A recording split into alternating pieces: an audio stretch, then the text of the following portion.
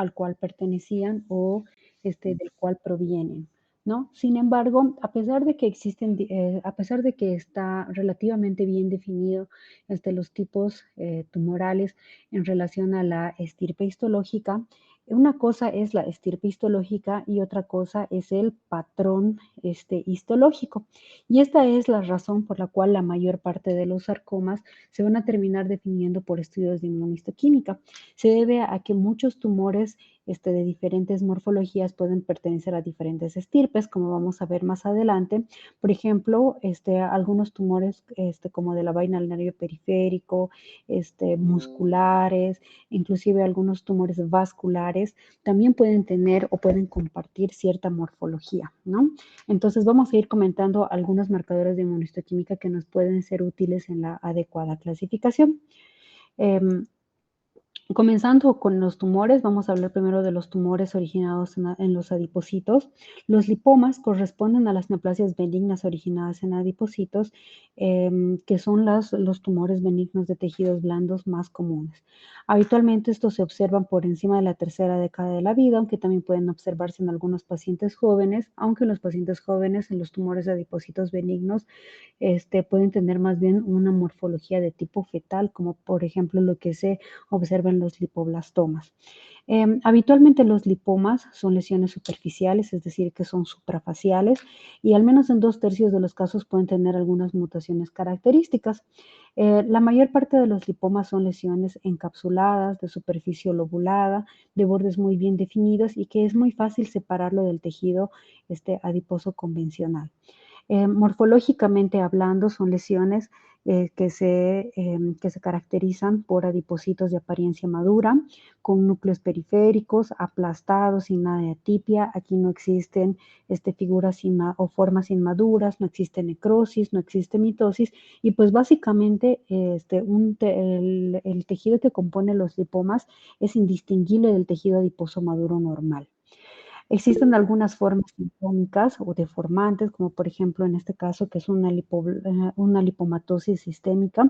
Vean cómo puede llegar a producirse tumores de manera masiva.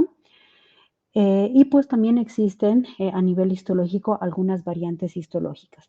Estas variantes histológicas usualmente van a estar relacionadas con combinaciones de otros componentes, como por ejemplo los angiolipomas, los condrolipomas, los miolipomas o los lipomas pleomórficos que tienen morfologías especiales. Vean, por ejemplo, en el caso del angiolipoma, que es tejido adiposo maduro que se combina con estructuras vasculares, el condrolipoma, que son estructuras este, em, adiposas que se combinan con otras células de tipo condroide, los miolipomas que se combinan con células de tipo muscular y los lipomas pleomórficos que vamos a comentar un poco más a detalle a continuación.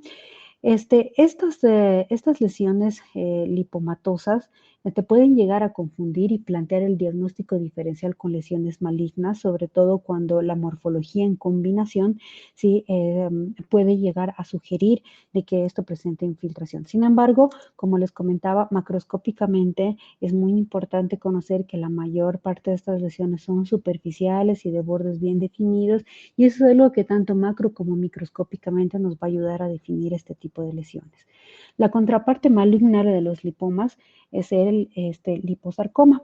Los liposarcomas se van a subdividir no solamente con base en su morfología, sino también con base en algunas alteraciones genéticas que las caracterizan. Sin embargo, previo a definir lo que son los liposarcomas, es muy importante que nosotros conozcamos que, a diferencia de los lipomas benignos, los liposarcomas, independientemente del subtipo histológico, característicamente van a presentar figuras inmaduras. Las figuras inmaduras de los liposarcomas son los denominados lipoblastos. Para la definición de un lipoblasto se caracteriza como una célula de citoplasma multivacuolado que tiene deformación del núcleo y que pues este núcleo además puede tener cierto agrandamiento nuclear y además tiene cierta atipia. Vean cómo este lipoblasto es una célula que contrasta mucho con una célula adipocítica madura o normal. ¿sí? Entonces, la mayor parte de estos liposarcomas, independientemente del tipo, pues pueden presentar cantidades variables de estos lipoblastos, ¿no? Uno de los tumores más comunes es el liposarcoma bien diferenciado o de tipo lipoma-like slash este tumor lipomatoso atípico. Habitualmente esta lesión se presenta mayormente en las extremidades y se parece mucho a las células adiposas maduras normales, como vamos a ver a continuación. El liposarcoma desdiferenciado, que es un liposarcoma bien diferenciado con un componente poco diferenciado, que puede ser un liposarcoma de alto grado o un sarcoma de otra estirpe. El liposarcoma mixoide o de células redondas o slash células redondas es un tipo de liposarcoma especial que se caracteriza por una traslocación especial y que tiene algunas características histológicas particulares. Bueno, en cambio, en relación al liposarcoma bien diferenciado, tumor lipomatoso típico, es una lesión que a diferencia de los lipomas, es una lesión que va a ser usualmente infrafacial, es decir, que se va a encontrar en la profundidad de la fascia o que también puede tener una localización intraabdominal, es decir, una localización profunda. Y vean cómo este concepto se apega a lo que les comentaba en la anterior clase, de que existen algunas características que comparten las lesiones malignas versus las lesiones benignas. Vean cómo macroscópicamente sigue remedando al tejido adiposo normal y lo único que se diferencia es que esta lesión puede llegar a presentar algunas zonas de apariencia rasgada o de tipo fibrosa en la superficie, más sin embargo es una lesión habitualmente de bordes lobulados, más o menos bien definidos, pero no encapsulados. Los liposarcomas bien diferenciados pueden variar desde ser tumores pequeños hasta tumores masivos, como en el caso de esta tomografía, que puede llegar a reemplazar la totalidad del peritoneo. Aunque los liposarcomas bien diferenciados son tumores, como dicen su nombre, bien diferenciados, es decir, muy parecidos a los adipocitos normales, son tumores de lento crecimiento, pero altamente recurrentes. La tasa de recurrencia es relativamente alta, sobre todo cuando los márgenes de estas lesiones son márgenes positivos, aunque déjenme decirles que es una lesión muy difícil de resecar por completo. Y pues cuando recurre, habitualmente tras la segunda o la tercera recurrencia, tiende a desdiferenciarse, es decir, a convertirse en un tumor de más alto grado o de otro tipo, es decir, que ya no sería de estirpe adiposa, sino sería de otra estirpe celular, ¿sí? Y entonces así es como se conforman los liposarcomas desdiferenciados. ¿Sí? Entonces, el liposarcoma bien diferenciado habitualmente tiene una mutación característica que nos permite ubicarlo por inmunistoquímica, y estas son las mutaciones en MDM2 y en CDK4. Vean cómo el tumor lipomatoso atípico se parece mucho, o el liposarcoma bien diferenciado se parece mucho a un lipoma convencional, con células que remedan a los adipocitos normales, pero de tanto en tanto aparecen figuras atípicas, hipercromáticas, zonas fusocelulares, ¿sí? Células más chiquititas y los famosos lipoblastos que se encuentran entre las células adipocíticas normales, ¿sí? Habitualmente son estas células atípicas las que llegan a marcarse con estos marcadores de inmunistoquímica que son el MDM2 y el CDK4, que son los que demuestran la alteración nuclear que tiene. Entonces, esta lesión tiene habitualmente algunas localizaciones de preferencia, entre ellas son las extremidades, esta puede ser intraabdominal, retroperitoneal, en la zona inguinal, y vean cómo habitualmente tiene bastante recurrencia, sobre todo cuando tienen una localización retroperitoneal o intraabdominal. En realidad la muerte está ligada a la recurrencia de la enfermedad y al porcentaje de desdiferenciación. Los liposarcomas desdiferenciados, como les comentaba, son los mismos tumores bien diferenciados con otro componente de otro sarcoma de más alto grado, básicamente. Los liposarcomas desdiferenciados también van a tener esa mutación en MDM2 y en CDK4, que son correspondientes a las zonas mejor diferenciadas. ¿no? Entonces, hasta aquí más o menos bien entendido el concepto de liposarcoma desdiferenciado. Vean cómo los liposarcomas desdiferenciados pueden llegar a expresar otros marcadores que son diferentes a los de los adipocitos. Por ejemplo, en esta marcación por inmunohistoquímica vemos de que las células neoplásicas están marcando desmina, que es un marcador de músculo esquelético. ¿Sí? O de músculo liso en algunos casos. ¿Sí? Entonces, fíjense cómo adquiere otras marcaciones y es porque adquiere otra diferenciación. El liposarcoma mixoide es una lesión que habitualmente, nuevamente, es profunda. Le gusta las zonas viscerales, pero también puede llegar a presentarse en las extremidades. Si vean cómo son lesiones que pueden ser de más o menos lento crecimiento, pero pueden llegar a presentar varios centímetros. Su nombre se debe a las características tanto macro como microscópicas. Es una lesión que se va a caracterizar por zonas sólidas alternadas con zonas de apariencia mucoide y a esas zonas de apariencia mucoide van a corresponder a las áreas mixoides. Esta se caracteriza por alteraciones cromosómicas específicas en los cromosomas 12 y 16 con esta traslocación característica. Es muy importante reconocer esto ya que los marcadores que anteriormente les mencionaba para el liposarcoma bien diferenciado en este tipo de liposarcoma no van a funcionar. Este liposarcoma se caracteriza por tener esta apariencia mucoide. También va a tener a los famosos lipoblastos y habitualmente tiene una rica red vascular que transcurre entre ella. Habitualmente tiene estas áreas de edema que le confieren esta apariencia similar a los alveolos pulmonares. También se denomina slash células pequeñas porque en un porcentaje de estos liposarcomas pueden tener este componente de células indiferenciadas o de tipo primitivas que se le denominan células pequeñas. Una vez que estos liposarcomas presentan este componente de células pequeñas, pues van a tener, este componente les va a conferir un mucho peor pronóstico. Vean cómo en este diagrama vemos que aquellos tumores o aquellos liposarcomas que tienen esta población de células redondas y pequeñas, van a tener un mayor índice de metástasis mientras mayor porcentaje tengan. Vean cómo, por ejemplo, una población celular de células pequeñas y redondas mayor al 25% se va a asociar con una metástasis hasta en un 60% de los casos. ¿Sí? Nosotros tenemos que recordar, sí, que los liposarcomas, a diferencia de que los sarcomas en general, a diferencia de los carcinomas, no tienen una diseminación por ganglios linfáticos en general, ¿no? Existen las excepciones, por ejemplo, los sarcomas epitelioides o los sarcomas pleomórficos indiferenciados. Los sarcomas en general se diseminan a través de vasos sanguíneos y se manifiestan a través de metástasis viscerales y no ganglionares. Es por eso que la mayor parte de los sarcomas se justifica el tipo de tratamiento quirúrgico en general con una buena resección quirúrgica con márgenes negativos y no así una disección linfática. ¿Sí? Entonces, en este caso de metástasis, estamos hablando de metástasis a distancia y en otros órganos. Y pues obviamente, cuando estas metástasis se hacen evidentes, pues va a disminuir el tiempo libre o más bien el tiempo más bien la supervivencia. ¿No? Entonces, otro tipo de liposarcoma es el liposarcoma pleomórfico. A diferencia del liposarcoma o a diferencia del lipoma pleomórfico, y ambos son tanto de morfología, de morfología similar, ¿sí? Los liposarcomas pleomórficos son lesiones nuevamente profundas, pueden ser viscerales o subfaciales. ¿Sí? Los liposarcomas pleomórficos pueden tener diferentes alteraciones genéticas.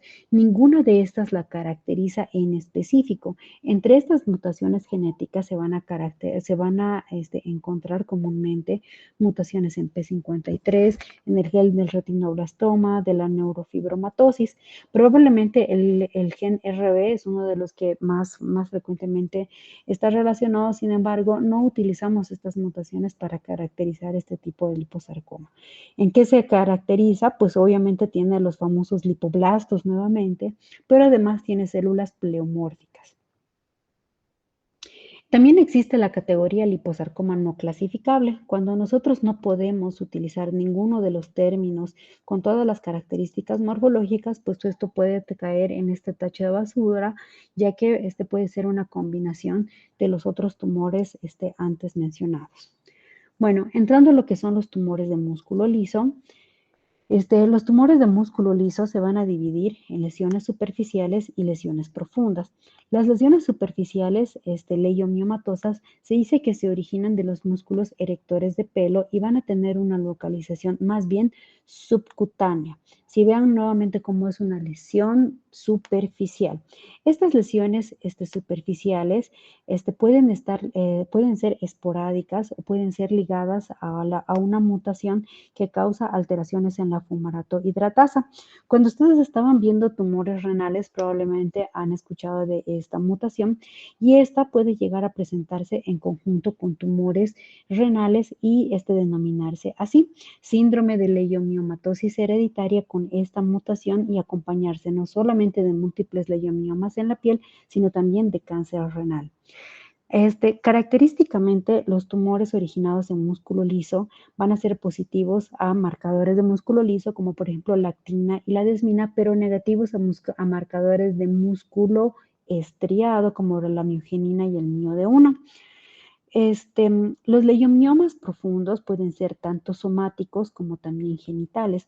Los somáticos van a ser en las extremidades, como por ejemplo es el que observamos en este estudio de imagen, donde vemos una lesión a nivel de los dedos y que está conformado por fascículos, ¿sí?, de células fusiformes, ¿sí?, de apariencia muscular. En algunas ocasiones, los leiomiomas, sin ser malignos, pueden tener cierta diseminación o cierta distribución, más bien, intraperitoneal a manera de nódulos, denominándose leiomiomatosis peritoneal. Los leiomiomas genitales son lesiones que ustedes han leído cuando estaban viendo tumores estromales del aparato genital femenino. Los leiomiomas genitales tienen algunas características adicionales. Por ejemplo, en la mujer, los leiomiomas genitales están ligados a receptores hormonales, algo que no ocurre con los leiomiomas profundos de tipo somático. En cuanto a la contraparte maligna, que es el leiomiosarcoma, este leiomiosarcoma somático, pues habitualmente va a ser o va a tener una localización intraabdominal y en algunas ocasiones retroperitoneal. Es una lesión de bordes poco definidos. Vean cómo tiene esta apariencia carnosa e irregular y puede tener zonas de necrosis y de hemorragia. Microscópicamente se caracteriza por fascículos de células que recuerdan a las células musculares lisas, que pueden llegar a tener atipia, se pueden observar algunas figuras de mitosis o incluso pueden llegar a tener cierto pleomorfismo. Este pleomorfismo, vean cómo puede llegar a parecerse al liposarcoma pleomórfico, ¿sí? Entonces, en algunas ocasiones, o más bien la mayor parte del tiempo, nuevamente les vuelvo a repetir, serán las variantes histológicas las que nos provoquen el diagnóstico diferencial con los diversos tumores de tejidos blandos que puedan tener una morfología similar. Vean cómo en el acercamiento los leiomiosarcomas son células o son tumores conformados por células de núcleos ovalados, cromatina abierta, donde según esta imagen es fácil distinguir los fascículos de actina, ¿no? Sin embargo, estos leiomiosarcomas no tienen alteraciones cromosómicas características, sino que tienen múltiples alteraciones cromosómicas, ninguna de las cuales las caracteriza en específico, como les había comentado previamente en el tipo superficial. Ahora vamos a contrastarlo con los tumores de músculo esquelético. Los tumores de músculo esquelético van a dividirse tanto por su morfología como también por su localización. Ocupamos algunas localizaciones para poder distinguirlos cuando hablamos de los rhabdomiomas. Por ejemplo, los rhabdomiomas pueden ser de localización cardíaca o también de localización genital. Pueden ser de tipo adulto o de tipo fetal. ¿Sí? Los rhabdomiomas van a ser mucho más frecuentes en las primeras décadas de la vida y mucho menos frecuente por encima de los 40 años. Habitualmente tienen, cuando son por fuera de estas localizaciones específicas, tienen una localización preferente en la cabeza y el cuello. Los rhabdomiomas cardíacos se van a caracterizar por ser tumores de células que fíjense cómo realmente no se parecen tanto a las células musculares estriadas. Estas son células de apariencia vaculada o son células de tipo estelares o a manera de araña o spider cells, les dicen. Son células que tienen como unas prolongaciones dentro de ellas a maneras de vacuolas, sin embargo tienen núcleos periféricos, ¿sí? De bordes más o menos bien definidos, con escasa atipia. Este es un rhabdomioma de tipo adulto y vean cómo los rhabdomiomas de tipo adulto sí se parecen más a las células musculares normales, y sobre todo a aquellas que tienen en este corte, aquellas que tienen un corte transversal. Incluso se pueden llegar a distinguir algunas fibras musculares aquí adentro y vean cómo este tipo de lesiones son positivas para desminas similares a los tumores de músculo liso. Los rhabdomiomas fetales pueden ser tumores conformados por células de tipo fusiforme, con zonas de edema y además con zonas de degeneración mixoide. Y pues en el detalle histológico podemos llegar a notar las famosas estriaciones que son características de las lesiones musculares esqueléticas. Los rhabdomiomas genitales, que son similares a los rhabdomiosarcomas botrioides, que vamos a hablar más adelante, vean cómo son lesiones paucicelulares, habitualmente son superficiales, vean cómo son en este caso subepiteliales y nosotros en el aumento podemos llegar a distinguir las estriaciones. Ahí las vamos a contraponer con su contraparte maligna, que son los rhabdomiosarcomas. Existen formas diferentes de clasificar a los rhabdomiosarcomas. Por ejemplo, en esta clasificación del Instituto Nacional del Cáncer en Estados Unidos, vamos a clasificar a los rhabdomiosarcomas en embrionarios, alveolares, pleomórficos y el rhabdomiosarcoma convencional. El rhabdomiosarcoma sin otra especificación. Los rhabdomiosarcomas, al igual que su contraparte benigna, pues pueden tener cierta preferencia por la edad y ciertas localizaciones específicas en relación a su morfología histológica. Los rhabdomiosarcomas embrionarios, por ejemplo, se van a dividir a su vez en convencionales, pleomórficos, de tipo leiomiomatoso o con características histológicas agresivas. Los alveolares van a ser convencional y sólido, el rhabdomiosarcoma pleomórfico. También se puede dividir los rhabdomiosarcomas en relación al pronóstico. Los rhabdomiosarcomas con morfología botrioides o de células fusiformes van a tener un mejor pronóstico en relación al embrionario y todos estos un mejor pronóstico en relación al rhabdomiosarcoma alveolar. ¿Sí? Si ustedes pueden recordar más bien la relación de los rhabdomiosarcomas con el pronóstico, creo que es mucho más importante que conocer en realidad la morfología de los mismos. Vean cómo la mayor parte de ellos tiene una distribución en relación al tipo histológico. Los rhabdomiosarcomas embrionarios habitualmente se localizan a nivel de cabeza y cuello y en otro porcentaje se pueden localizar en región genitourinaria y en extremidades. Los rhabdomiosarcomas alveolares usualmente se localizan en cabeza y cuello, los botrioides usualmente en región genitourinaria y pues los pleomórficos, que son realmente lesiones mucho menos frecuentes, van a tener una disposición más o menos variable. El rhabdomiosarcoma botrioides es una lesión que, como dice su nombre, botrioides, se parece como a un racimo de uvas. Y vean cómo, por ejemplo, este es un paciente de 1 año de edad y vean cómo está saliendo de la región genital. Aparece como si fuera una lesión a manera de racimo de uvas y pues microscópicamente se caracteriza por un recubrimiento de epitelio normal y usualmente la zona de crecimiento o la zona de proliferación del sarcoma se encuentra por debajo del epitelio y además se caracteriza por una zona hipercelular a manera de collarete a nivel central del epitelio como zona de cambio o zona de crecimiento. Las células, o más bien el tumor es más bien hipocelular. Las células son entre células pequeñas a células estelares y que en el acercamiento pueden llegar a presentar estriaciones. Como les comentaba, los rhabdomyosarcomas botrioides pueden tener un mejor pronóstico, ya que son lesiones en general un poco más indolentes que el resto que les voy a comentar a continuación.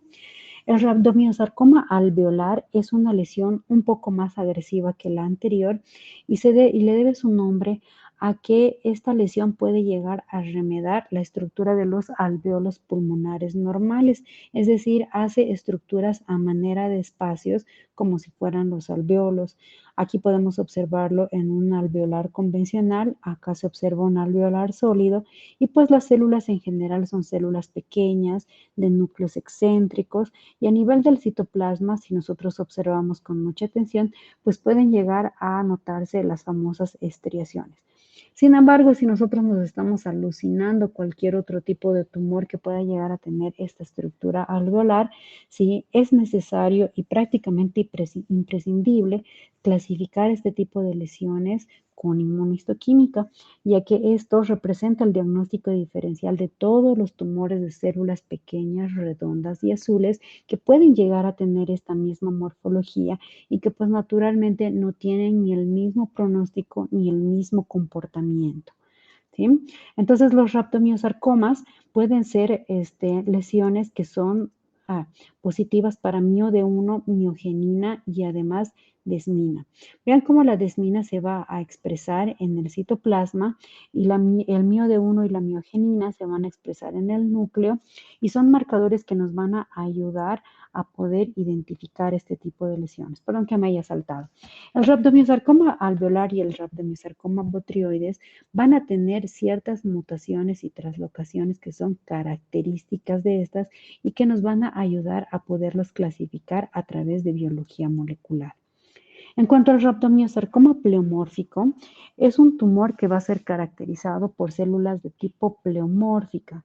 Vean cómo focalmente puede llegar a remedar puede llegar a remedar a los famosos rhabdomioblastos con núcleos excéntricos, algunas zonas que en el citoplasma nos recuerdan a las miofibrillas, ¿sí? Del músculo estriado. Sin embargo, estas células pleomórficas también, como ya hemos comentado, pueden observarse en los liposarcomas pleomórficos, ¿sí? O en los leiomiosarcomas pleomórficos también. Por lo tanto, nuevamente voy a necesitar inmunohistoquímica para poder distinguir este tipo de tumores.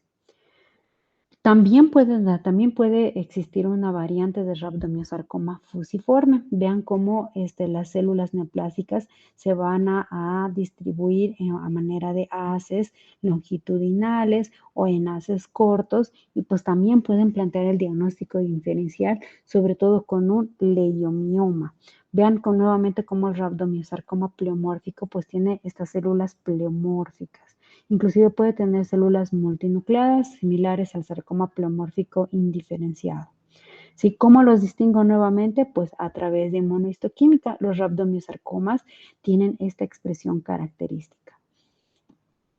También tenemos que recordar de que existen otros sarcomas de otras estirpes que pueden llegar a tener este componente de rhabdomioblastos. No solamente existen no solamente existen, sarcomas que pueden tener este componente rhabdomioblástico, también pueden existir tumores germinales, también pueden existir tumores de tipo neuroectodérmico o inclusive carcinomas, ¿sí? Que pueden llegar a presentar este componente rhabdomioblástico. Cuando un carcinoma u otro sarcoma presenta este componente rhabdomioblástico, le confiere un peor pronóstico, sobre todo en el caso de los carcinomas. Ese es el caso, por ejemplo, de los carcinomas de células claras del riñón que pueden tener este componente heterólogo rhabdomioblástico o los tumores mixtos mullerianos que se observan en el útero que también pueden tener este componente, ya que este componente rhabdomioblástico se comporta de una forma más agresiva. ¿Sí? Entonces, ¿cómo yo los voy a distinguir si es que verdaderamente se trata de eso? Pues a través de marcación por inmunohistoquímica. En cuanto a las neoplasias vasculares, vamos a ver de que las neoplasias vasculares son lesiones muy diversas y se van a mover entre lesiones benignas, lesiones intermedias y lesiones malignas.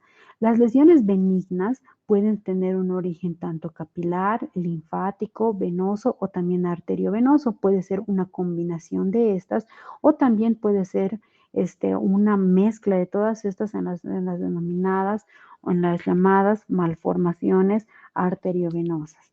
¿Sí? En muchas ocasiones estos tumores vasculares pueden llegar a asociarse a diversas anomalías y sobre todo están en algunos contextos sindrómicos. Bueno, vamos a hablar acerca de algunas de ellas. Entre ellas, por ejemplo, encontramos al hemangioma, el famoso hemangioma lobular capilar, que es una lesión, como les comentaba, ya que es benigna, es una lesión habitualmente superficial. Como dice su nombre, tiene una distribución lobulada. Vean cómo habitualmente se presenta a nivel de la dermis superficial y de la dermis profunda, pero sobre todo en localización subepidérmica, es decir, suprafacial, por encima de las fascias de los músculos. ¿Sí? Y vean cómo tiene esta estructura lobulada o nodular, es decir, es ordenado y habitualmente se caracteriza por presentar vasitos ectásicos o dilatados rodeados de una proliferación de células endoteliales de apariencia epitelioide. Sí, estas células endoteliales casi nunca tienen atipia.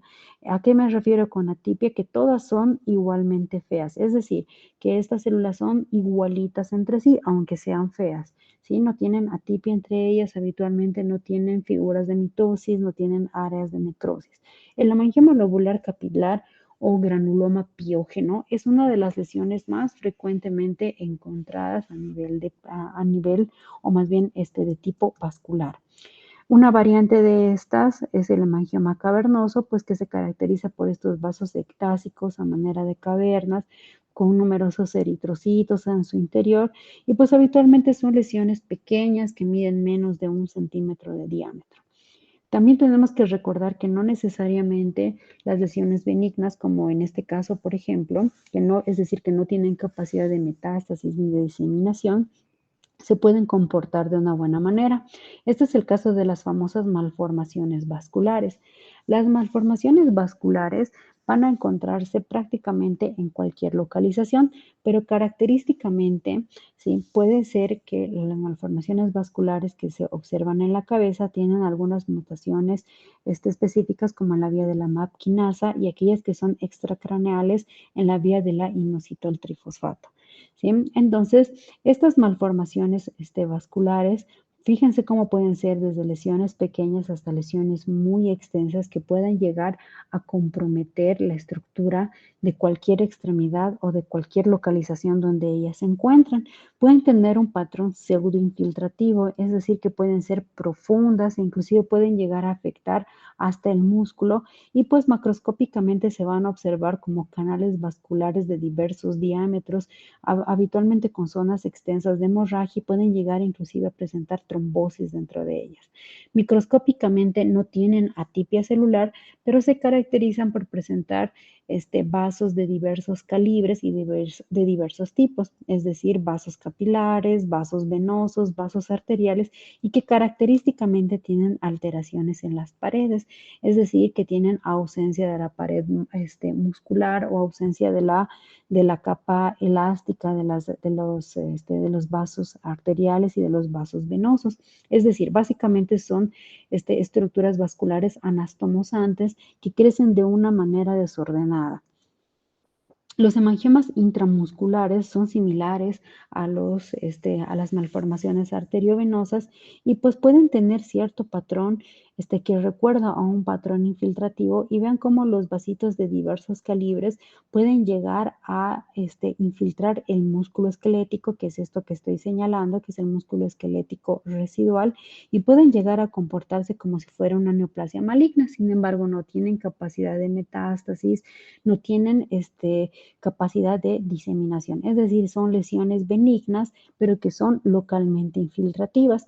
Entonces, estas, por ejemplo, entrarían dentro de la excepción, ¿sí?, de las lesiones que son benignas, pero que además son profundas. Existen también lesiones intermedias vasculares. Este es el caso de los hemangioendoteliomas. Los hemangioendoteliomas usualmente pueden ser o pueden tener una localización tanto en las extremidades como también en órganos viscerales, sobre todo en el hígado. Son lesiones habitualmente sólidas y que en la microscopía se caracteriza por una proliferación de células de tipo endotelial, pero que tienen una morfología epitelioide y tienen unas luces vasculares que son de tipo abortivas, es decir, que nosotros no podemos ver una formación de luz vascular bien definida. Habitualmente tienen una estroma de apariencia mixoide y vean cómo habitualmente son células de apariencia vaculada. Todos los tumores de origen vascular se van a marcar para diversos marcadores de células endoteliales, como por ejemplo, ay, perdón, esto está mal, es el CD31 y el CD34, el ERG, el factor 8, son marcadores de células endoteliales que van a ser positivas para este tipo de tumores. Los hemangioendoteliomas, como podemos observar, son lesiones de malignidad intermedia. ¿Eso qué quiere decir? Que tienen alguna morfología que no nos denota malignidad como tal, es decir, que son células blandas con escasas mitosis o nulas mitosis, no tienen zonas de necrosis, habitualmente son lesiones más o menos de bordes bien definidos, sin embargo, pueden tener en algún porcentaje la posibilidad de metástasis y también se pueden asociar a mortalidad, sobre todo cuando estos tienen algunos sitios específicos. Vean como por ejemplo aquellos que se localizan en tejidos blandos, como por ejemplo en extremidades o aquellos que se localizan a nivel del hígado pueden tener capacidad de metástasis más elevada y por lo tanto mortalidad más elevada. La contraparte maligna de los tumores vasculares son los angiosarcomas. Los angiosarcomas pueden ser superficiales o también pueden ser viscerales. Vean cómo para los tumores vasculares no aplica lo que les comentaba de la localización. En el caso de los angiosarcomas es muy habitual encontrarlos sobre todo a nivel de cabeza y cuello, sobre todo en cuero cabelludo o en piel de cara. Son lesiones que son superficiales, pero de bordes infiltrativos hacia fascias profundas. ¿Sí? Son lesiones que se caracterizan por formar canales vasculares muy mal formados con células endoteliales que desde el principio exhiben atipia, es decir, exhiben esta característica como manera de rompecabezas o como si fueran espacios vacíos, es decir, no existe una formación obvia de luz vascular.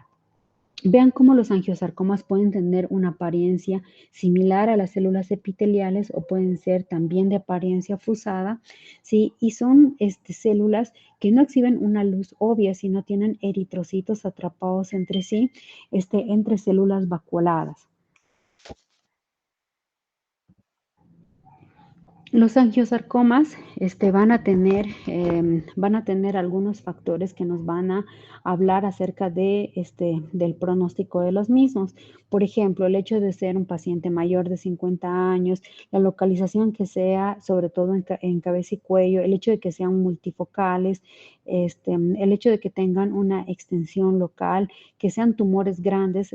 Habitualmente los angiosarcomas se sospechan cuando son por encima de los 5 centímetros, que sean de una localización profunda, ¿sí? O que sean de histología epitelioide o presenten necrosis, van a tener un peor pronóstico en relación a aquellos que no tienen estas características.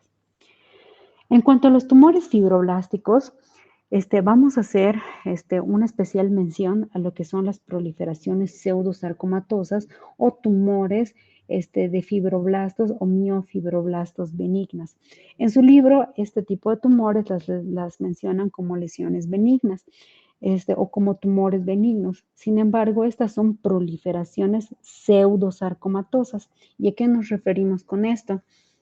Nos referimos al hecho de que estas lesiones probablemente tengan de inicio un origen traumático, es decir, que de inicio probablemente sean una lesión reactiva con una proliferación similar a una exageración del proceso de cicatrización. ¿sí? Y probablemente después adquieran alguna mutación y entre las cuales se ha observado que es más frecuente estas mutaciones de acá, ¿sí? Y que son las que las van a caracterizar. ¿Por qué son de especial importancia? Aunque estas en general son lesiones muy pequeñitas, sí que miden menos de 2 centímetros, son lesiones que pueden tener bordes poco definidos y además son lesiones que pueden tener pueden tener cierta fijación con el tejido adyacente y por tener bordes poco definidos pueden llegar a confundirse con lesiones malignas, ¿sí? Y sin embargo, no ser propiamente, al menos de inicio, verdaderos tumores. ¿Cuáles son estas proliferaciones pseudosarcomatosas? La fascitis nodular, la fascitis proliferativa, la fascitis nodular osificante, la miositis, y vean cómo en estas imágenes clínicas estas lesiones pueden llegar a representar verdaderos tumores, ¿sí? Vean cómo en la superficie de corte de esta imagen macroscópica pueden tener bordes poco definidos, aunque también pueden tener bordes bien definidos. Vean cómo usualmente son lesiones más o menos pequeñas, ¿sí? Y microscópicamente tienen diversas morfologías. Esta es el prototipo de lesiones de tipo fuso celular y que se caracterizan por ser tanto hipocelulares como hipercelulares. Habitualmente tienen atrapados eritrocitos y pueden tener cierto componente inflamatorio que denota el hecho de que estas lesiones probablemente tengan un inicio reactivo. Ahora, ¿por qué les denominamos pseudosarcomatosas? Porque a diferencia de todas las lesiones benignas como tal, que son lesiones encapsuladas, sí que se definen muy bien y se separan muy bien del tejido normal, estas lesiones pueden tener esta apariencia infiltrativa. Vean cómo en esta imagen microscópica esta proliferación de células fusiformes va a infiltrar las fibras de músculo esquelético, en este caso, que son estas de acá que estoy señalando, y tienen este patrón como infiltrativo. Sin embargo, aunque tienen este patrón infiltrativo, son lesiones benignas que se resecan y pues ahí se terminó todo el asunto. ¿Sí? ¿Cómo se caracterizan por estudios de inmunistoquímica? Pues como son lesiones fibroblásticas y miofibroblásticas, porque son lesiones pseudo reparativas, y nosotros recordemos que las células de la reparación son los miofibroblastos, pues estas células van a expresar actina de músculo liso. ¿Sí? Vean entonces cómo nos empezamos a complicar y es que existen muchas lesiones que pueden llegar a marcar algunos o pueden llegar a compartir algunos marcadores de inmunistoquímica y es esa la razón por la cual los paneles de inmunistoquímica para la clasificación de sarcomas usualmente es muy extenso porque necesitamos al menos 2 o 3 marcadores a favor y al menos 2 o 3 marcadores en contra de cierta neoplasia que nosotros estamos pensando. Ahora, este tipo de lesiones, como les decía, son lesiones de células fusiformes, pero que pueden llegar a tener cierta atipia celular y eso es algo que puede llegar a llamar la atención al patólogo y a pensar que esto verdaderamente es un sarcoma. Otras lesiones que son importantes, que también están clasificadas como lesiones benignas en su libro, y esto es relativamente así, ¿sí? Son las famosas fibromatosis. Las fibromatosis las vamos a dividir en dos, que son la fibromatosis superficial y las fibromatosis profundas, y aquí es muy importante que entiendan que las fibromatosis superficiales son las que se van a comportar como lesiones enteramente benignas, ya que son lesiones usualmente de bordes más o menos bien delimitados, sí que usualmente están en contacto o en relación con las fascias o los tendones, ¿sí? Y que clínicamente nos van a llamar la atención, pero son, como dice su nombre, superficiales. Y no es lo mismo que las fibromatosis profundas, que se comportan más bien como lesiones similares a los sarcomas y que más bien van a estar clasificados dentro de las lesiones intermedias o borderline por el comportamiento. Las lesiones superficiales, como les comentaba, van a ser la famosa contractura de Dupuytren o la fibromatosis palmar, la fibromatosis plantar y además la enfermedad de Peyronie en los genitales masculinos. Y pues como les decía, se va a caracterizar por una proliferación de miofibroblastos de apariencia fusada. ¿Cómo se van a observar este tipo de lesiones? Usualmente, como dice su nombre, de forma nodular, como ven aquí en la imagen, van a estar en relación a las fascias o van a ser paratendinosas y más bien esta localización es la que les va a dar la característica clínica, lo cual no es lo mismo de los tumores borderline o fibromatosis profunda. Estas lesiones no pueden ser denominadas benignas como tal. Son borderline porque microscópicamente hablando son lesiones de apariencia indolente, es decir, son hipocelulares con escasa tipia, no hay mitosis, no hay necrosis, no hay absolutamente nada de eso, más sin embargo existe infiltración en los tejidos adyacentes. Las fibromatosis profundas son lesiones que pueden ser tanto viscerales como también pueden estar en relación a estructuras o a extremidades, sobre todo en pared abdominal. Tienen cierta preferencia por las mujeres y se presentan habitualmente por encima de la segunda a tercera década de la vida. Característicamente, y a diferencia de las anteriores, estas tienen mutaciones en la vía del APC beta-catenina y pueden estar relacionadas con los síndromes de los tumores colónicos que tienen esta alteración. Este, las fibromatosis profundas se observan como lesiones que pueden ser de varios centímetros, a diferencia de las fibromatosis superficiales, y como les decía, pueden llegar a destruir prácticamente paredes abdominales, estructuras o más bien extremidades. También pueden llegar a destruir estructuras viscerales.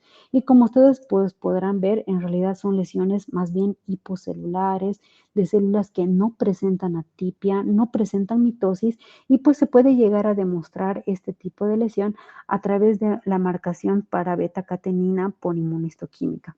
Nosotros recordemos que la beta-catenina es una proteína que se expresa normalmente en la membrana de las células.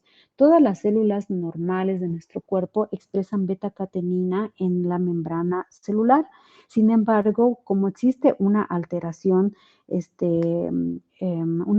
cromosómica específica para este tumor, existe una expresión anómala de la beta-catenina que hace que esta no se exprese en la membrana, sino en el núcleo, como podemos observar en esta marcación por inmunohistoquímica, en la cual las células son positivas para beta-catenina, pero en el núcleo.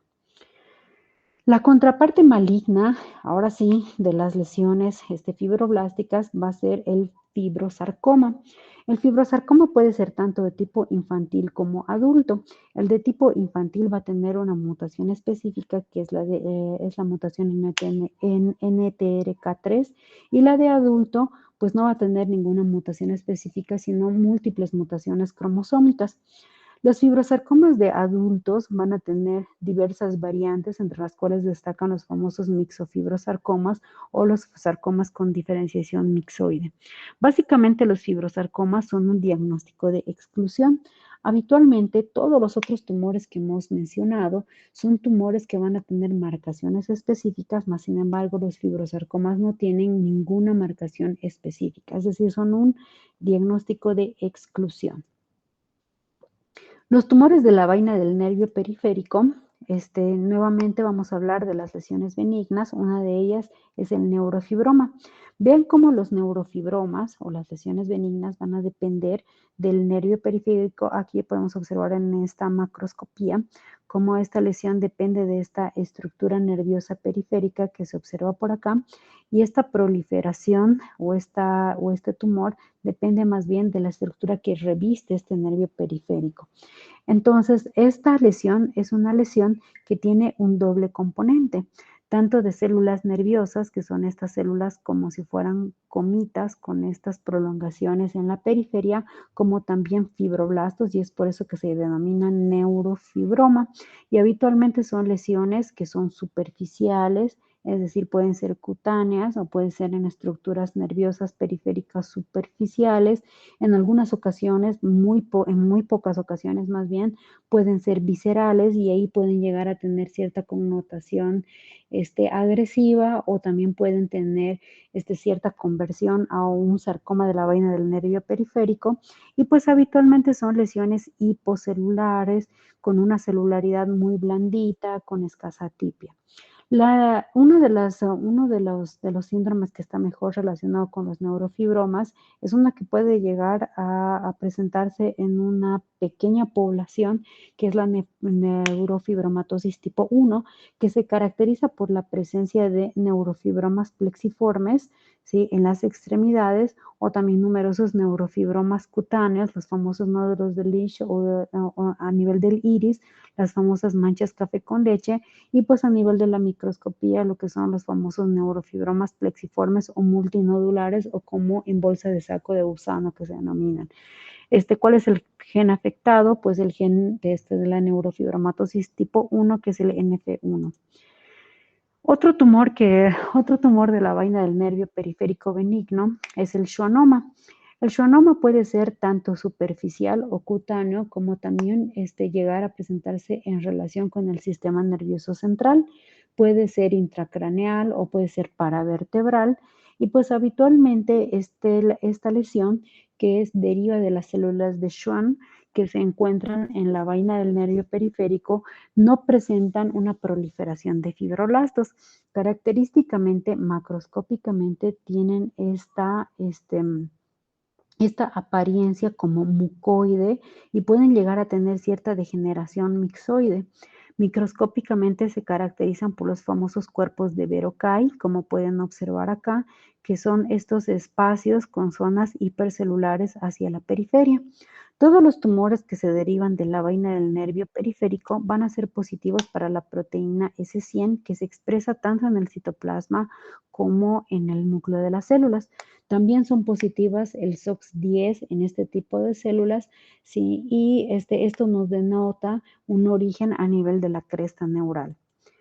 Los schwannomas pueden llegar a presentarse de forma múltiple en un contexto de neurofibromatosis tipo 2 y sobre todo en conjunto con numerosos meningiomas. Vean cómo este schwannoma también puede ser un schwannoma plexiforme o denominada schwannomatosis, ¿sí? Y vean cómo a nivel de esta extremidad y a nivel de este nervio periférico existe una proliferación multinodular de numerosos tumores de apariencia mixoide que corresponden a schwannomas.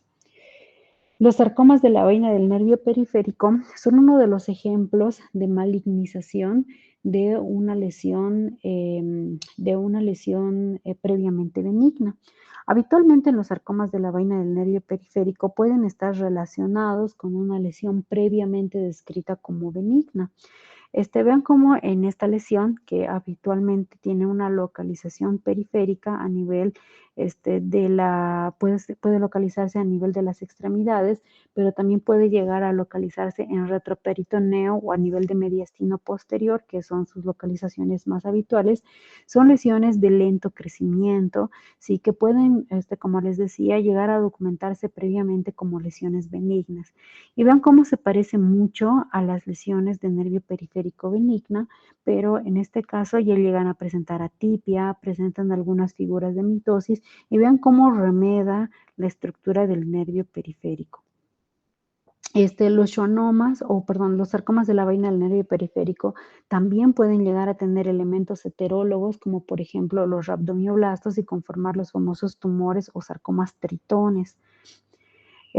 Los tumores de origen incierto, vamos a mencionarlos muy rápidamente, que estos no son los únicos, pero estos son los más comunes. El sarcoma de Ewing, el sarcoma sinovial y el sarcoma pleomórfico indiferenciado. Sin embargo, en este grupo también entran el sarcoma epitelioide, el sarcoma alveolar de partes blandas, los sarcomas con mutaciones BCOR, es decir, son sarcomas que no tienen un origen determinado. Sin embargo, algunos de ellos tienen algunas mutaciones que los caracterizan. Por ejemplo, el sarcoma de Ewing va a estar caracterizado caracterizado por las translocaciones, por las translocaciones 11-22, el sarcoma sinovial por las translocaciones X18 y pues el sarcoma pleomórfico indiferenciado finalmente será un saco de basura en el cual tiraremos todos los sarcomas que no podamos clasificar, es decir, todos aquellos sarcomas de alto grado que pierdan la expresión para marcadores específicos de órgano, ¿sí? Y que tengan una morfología pleomórfica en la cual yo no pueda distinguir qué tipo histológico podrá ser, caerá en la bolsa de basura, que es el sarcoma pleomórfico indiferenciado. Acá en estas imágenes histológicas podemos observar una imagen del sarcoma de Ewing, que es un sarcoma más bien de apariencia embrionaria, es decir, simula a las células embrionarias en las etapas de maduración. Si son tumores que pueden llegar a tener una evolución bastante agresiva precisamente por este componente embrionario. El sarcoma sinovial, que pues por mucho tiempo se manejaba de que este tipo de tumores estaba originado del sinovio, de las articulaciones, debido a que tienen esta localización y sin embargo ahora se considera que es un tumor que no tiene una estirpe determinada. El sarcoma sinovial puede remedar tanto a cualquier sarcoma fusiforme como también tener elementos de apariencia epitelial, lo cual hace que sea el diagnóstico diferencial tanto de sarcomas como también de carcinomas. Para poder caracterizar este tipo de sarcomas, pues naturalmente necesitamos excluir todas las variantes de los sarcomas anteriormente mencionados y esto se hace a través de inmunohistoquímica y a través de biología molecular y pues así es como se puede establecer el diagnóstico. Bueno, como se habrán dado cuenta, realmente el estudio de los sarcomas es un tema bastante complejo, bastante extenso.